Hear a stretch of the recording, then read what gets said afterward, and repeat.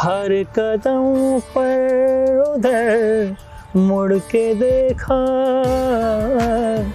हर कदम पर उधर मुड़ के देखा, उनकी महफिल से हम उठ तो आए, आज सोचा रस्म उल्फत को निभाए तो निभाए कैसे, आज सोचा तो आंसू बराए। ऐसे मशहूर गाने जो आप सदियों से सुन रहे होंगे। इन गानों में जो सितार बजता था वो था उस्ताद रईस अहमद खान साहब। और रईस अहमद खान साहब के सितार के जो क्रिटिक्स थे पूरी दुनिया भर में थे, और उनका जो स्टार था वो एक यूनिक समा बांधता था। आज हमारे शो पे जो मेहमान है रईस खान साहब के बेटे सुहेल रईस खान साहब है। सुहेल साहब बहुत बहुत शुक्रिया आपने हमें टाइम दिया, वो भी कश्मीर में। तो सबसे पहले यही जानना चाहेंगे कि what brings you to Kashmir? The beauty of Kashmir. अच्छा, खूबसूरत जन्नत है भाई, यहाँ कौन नहीं आना चाहेगा। और फिर आप जैसे अच्छे लोग हैं यहाँ पे। Kashmir is filled with lovely people.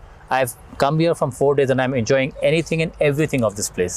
तो आपका जो सफ़र है जी, वो सफ़र ऐसा रहा है क्योंकि मीरासी है, आपने बचपन से ही म्यूज़िक को, संगीत को सुना है, बजाया है, गाया है, सीखा है, और आप चूँकि खुद एक मायानाज सितार प्लेयर है, सिंगर है, सॉन्ग राइटर है, तो अपनी जर्नी के बारे में बताएं हमारे नाज़रीन को। जर्नी तो ऐसी थी कि when I was very young I was sent to a boarding school. मैं बोर्डिंग स्कूल का पढ़ा हुआ हूँ, और दुनिया के 10 स्कूलों में से बेस्ट में आती। उसमें विनोद खन्ना थे, अरशद वारसी, काफ़ी एक्टर्स भी थे, और ऐसे नोन लोग उस स्कूल से निकले। जब मैं वापस आया तो मैंने अपने फादर की शोहरत देखी, नाम देखा। I was not into at all into this type of music. I was into pop and all, जिस तरह लोग होते हैं। अच्छा। सो when I came back and I heard this music, I found it very boring in the beginning. पर जब मैंने देखा कि मेरे वालिद साहब की बड़ी अच्छी इज़्ज़त है उस चीज़ से, और ये चीज़ वो चाहते थे कि मैं करूँ जो मैं नहीं चाहता था। I was basically into singing, I was not at all into sitar. फिर एक वक्त ऐसा आया कि मेरा दिल चाहा कि मैं सितार बजाऊँ, और since my father had migrated to Pakistan, he was re married, I am his first 5 son. तो मैं हिंदुस्तान में था, and I didn't meet my father for 12 to 14 years, mind you. अच्छा। I was in a boarding school. वापस आया after 12 years, I got a letter from him, and of course I went to meet him, और वहाँ से सफ़र मेरा शुरू हुआ, और डैडी ने तालीम देना शुरू कर दी। काफ़ी लोगों के पास मैं सीखता भी था। आधे से ज़्यादा गाने, आई थिंक 99% मदन मोहन के जितने गाने हैं मेरे फादर के बने हुए, आई मीन बजाया हुआ है। हाँ, जो स्टार में परमानेंटली बजाया है। परमानेंटली उनके Madan Mohan ji and Raj Kapoor never used to record any song without my father. मेरे फादर खुद बहुत अच्छे सिंगर थे, कंपोज़र थे। उनका एक गाना था घुंघरू टूट गए, जो बहुत फेमस हुआ, बहुत से लोगों ने चोरी किया और उसको गाया है। हाँ। फिर उनका एक गाना था मैं ख्याल हूँ, किसी और का, मेहंदी साहब ने जो गाया था, वो उसको रिकॉर्ड मैंने किया था। उसकी धुन हम दोनों ने बनाई थी। और एक गाना उनका बड़ा मशहूर हुआ था जो मैडम नूरजान ने गाया था, कभी किताबों में फूल रखना, उसकी भी एक्चुअली धुन मैंने बनाई थी डैडी के साथ। मतलब ऐसे बहुत से काम किए हैं। ही वॉज अ सितारे, singer, composer, writer, everything that came into me. जो मतलब उनका 5 या 10% भी मेरे लिए आ गया तो मेरे लिए बहुत कमाल की बात है। तो वहाँ से आप समझते हैं कि मेरा सफ़र शुरू हुआ, और कोशिश की मैंने कि I can not play like any of these people. इतने लेजेंड्स इतना अच्छा काम करके चले गए हैं कि अब वो बात नहीं रही, लेकिन मैं कोशिश कर रहा हूँ कि उसको जितना हो सके संभालूं और पेश करूँ लोगों के सामने। अच्छा, तो ये जो सफ़र रहा आपका, जब आपने बाकायदा जो है इससे एक नाता बनाया संगीत से, तो क्या था आपका पहला कोई एक्सपीरियंस जो आपको याद है वालिद साहब के साथ या बड़े ऐसे किसी कलाकार के साथ? हाँ, मुझे ये याद ज़रूर है कि मेरे वालिद साहब ने मेरी बहुत बुरी इंसल्ट की थी एक प्रोग्राम में, क्योंकि मैं एक कॉन्सर्ट में बैठा था उनके साथ, and I had asked him कि मैं आपके साथ गाना चाहता हूँ या बजाना चाहता हूँ। So that look he gave me, ऊपर से नीचे मुझे अभी तक याद है, because I was not trained, but he said चलो इसको आज मैं सबक सिखाई दूँ। I know that was a सबक for me. So when I was singing something, कहाँ से इनके सुर आ रहे हैं, कैसे गा रहे हैं भाई, ये क्या करेंगे, गाना बजाना करेंगे तो अंग्रेज़ के लोग, मतलब in front of everybody in the public he told me. वो बात मुझे लगी। उसके बाद जो मैंने रियाज़ करना शुरू किया, मतलब जितना मुझे, और एक कमाल की बात थी मेरे वालिद साहब के साथ, आप ये सुनेंगे बहुत उस्ताद लोग ज़्यादातर यही करते हैं कि आप कितना भी अच्छा गाओ, कितना भी अच्छा बजाओ, आपकी तारीफ़ नहीं करेंगे। वो कहते थे कि जिस दिन हमने आपकी तारीफ़ की, आपका गाना बजाना ख़त्म। तो फिर I try to please him as much as I could, but he was not happy. But पीछे से बोलते थे कि कर रहा है, मेहनत कर रहा है, ज़रूर कुछ बनेगा। आज सोचा तो आंसू बराए, तो ये गाना जो है इसने बहुत, ये गज़ल जो है बहुत मकबूलियत हासिल की, तो ये थोड़ा गुनगुनाइए हमारे लिए। आज सोचा तो आंसू भराए, मुद्दतें हो गई मुस्कुराए, मुद्दतें हो गई मुस्कुराए, आज सोचा तो आंसू भराए, हर कदम पर उधर मुड़ के देखा,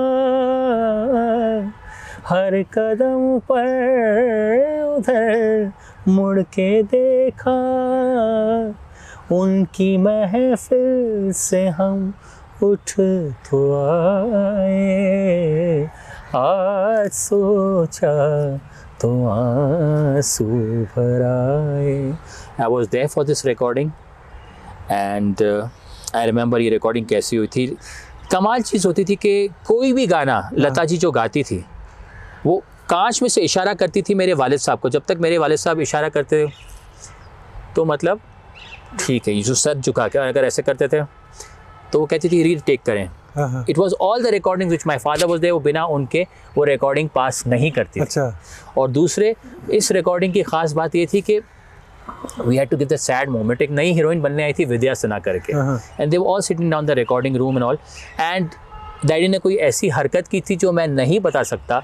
लता जी को जान पूछ के उन्होंने इतना इमोशनल किया कि वो गाना इतना अच्छा हुआ उसके बाद, और ऐसी रिकॉर्डिंग हुई कि वो गाना एक यादगार रह गया। तो आप जब ऐसे कलाकारों के साथ उठते थे बैठते थे, क्योंकि आपने मैडम नूरजहां के साथ, मेहदी हसन खान साहब के साथ, गुलाम अली साहब के साथ भी बहुत सारी रिकॉर्डिंग्स भी हुई है, बहुत सारा आपने रिकॉर्ड भी किया है, तो कैसा लगता है आपको ये ट्रांजिशन जो है अभी, जो अभी का म्यूज़िक बन रहा है और जो तब का म्यूज़िक था?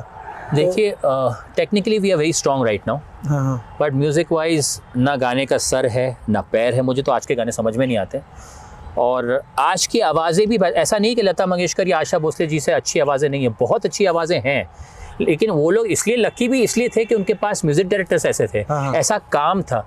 आज का तो कोई म्यूज़िक मुझे समझ में नहीं आता, तो मैं क्या कुछ कह सकता हूँ, लेकिन सब अपनी जगह सही है, जैसे चल रहा है चलने दो, और क्या।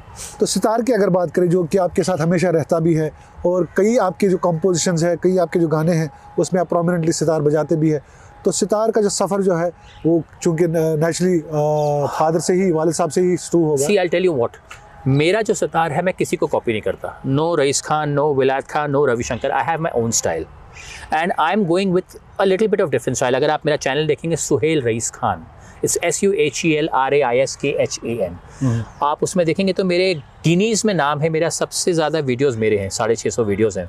उसमें मेरी गज़ल है, गीत है, फ्यूजन है, हर चीज़ हर यौना में है। तो मेरा सितार किसी से नहीं मिलता।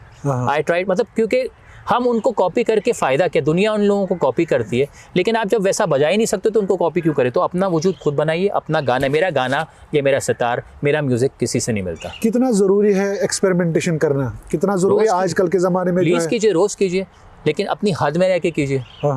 वाहियात वर्ड्स, वाहियात म्यूज़िक, उसका कोई सेंस नहीं है। और जो सुनने आप समझ रहे दुनिया कह रही है बहुत अच्छा, लेकिन तेल को अगर ज़मीन पे आप डालोगे, या जो जिन लोगों को आप जो म्यूज़िक दोगे वो लोग वही सुनेंगे।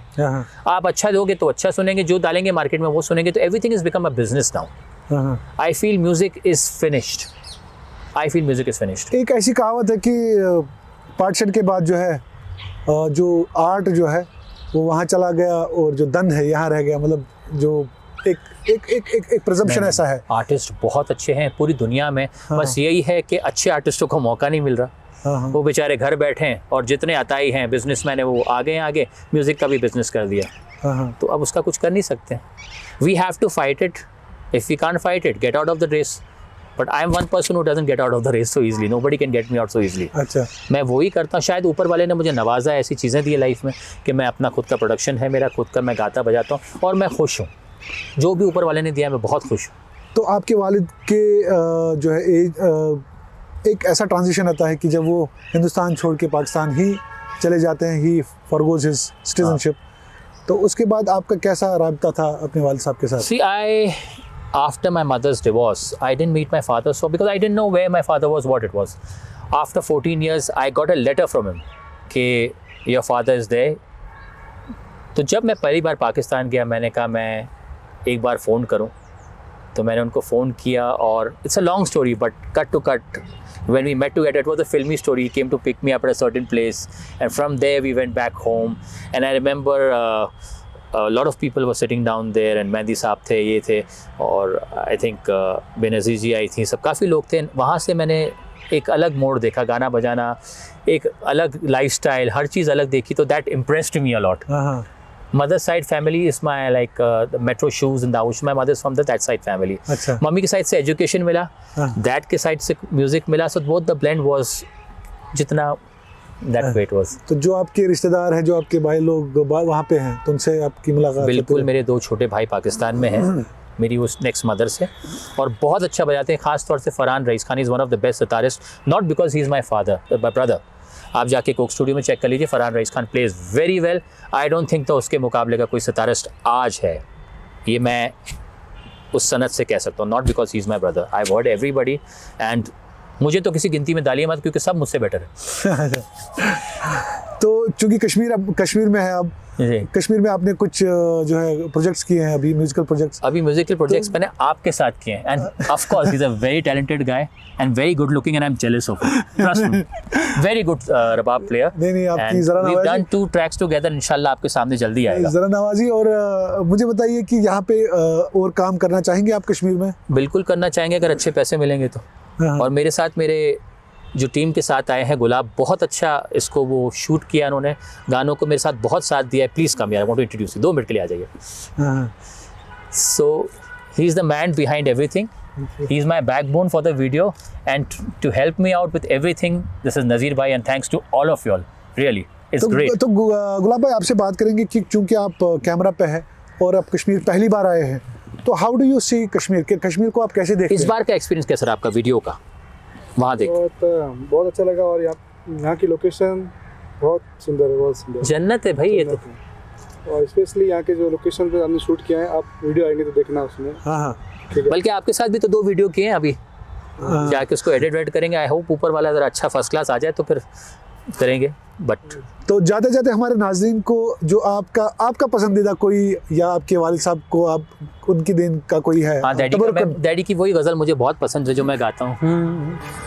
तो मोहे आई न जग से लाज, मैं इतना जोर से नाची आज, के घुंघरू टूट गए, के घुंघरू टूट गए, के घुंघरू टूट गए, के घुंघरू टूट गए।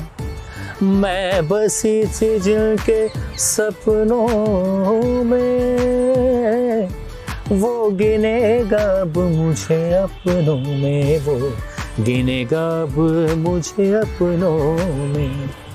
कहती है मेरी हर अंगड़ाई, मैं पिया की नींद चुरा लाई।